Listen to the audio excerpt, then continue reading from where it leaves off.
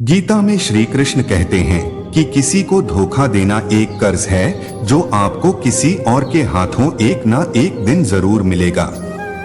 गीता में लिखा है कि समय का चक्र बहुत तेज चलता है, इसलिए ना तो अपने बल का अहंकार करें और ना ही अपने धन का।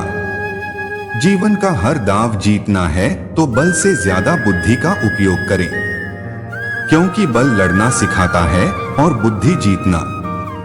श्रीमद् भागवत गीता में श्री कृष्ण कहते हैं कि यदि किसी काम को करने में डर लगे तो याद रखना यह संकेत है कि आपका काम वाकई में बहादुरी से भरा हुआ है। गीता के अनुसार नेत्र केवल हमें दृष्टि प्रदान करते हैं, परंतु हम कब किस में क्या देखते हैं ये हमारी भावनाओं पर निर्भर करता है।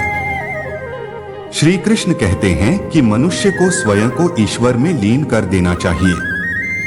ईश्वर के सिवाय मनुष्य का कोई नहीं होता है। इसके साथ ही यह मानकर कर्म करना चाहिए कि वह भी किसी का नहीं है। भोग से मिलने वाला सुख क्षणिक होता है, जबकि त्याग में स्थायी आनंद मिलता है।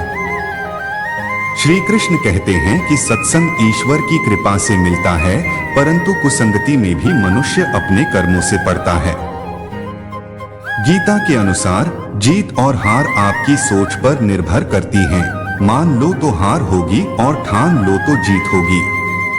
अपनी बातों को सदैव ध्यानपूर्वक कहे, क्योंकि हम तो कहकर भूल जाते हैं लेकिन लोग उसे याद रखते हैं।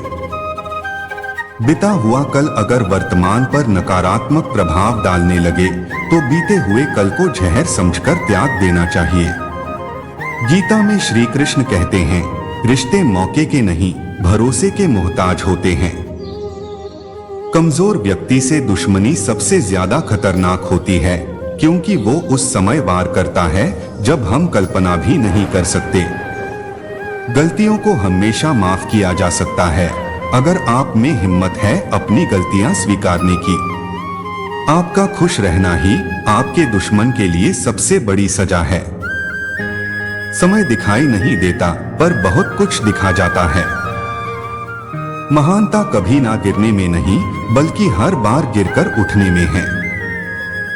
गीता में श्री कृष्ण कहते हैं, खुल सकती है गांठें बस जरा से जतन से, मगर लोग कैंचियां चलाकर सारे फसाने बदल देते हैं। सार्थक और प्रभावी उपदेश सिर्फ वह है जो वाणी से नहीं अपने आचरण से प्रस्तुत किया जाता है। कोई लक्ष्य मनुष्य के साहस से बड़ा नहीं, हारा वही जो दिल से लड़ा नहीं।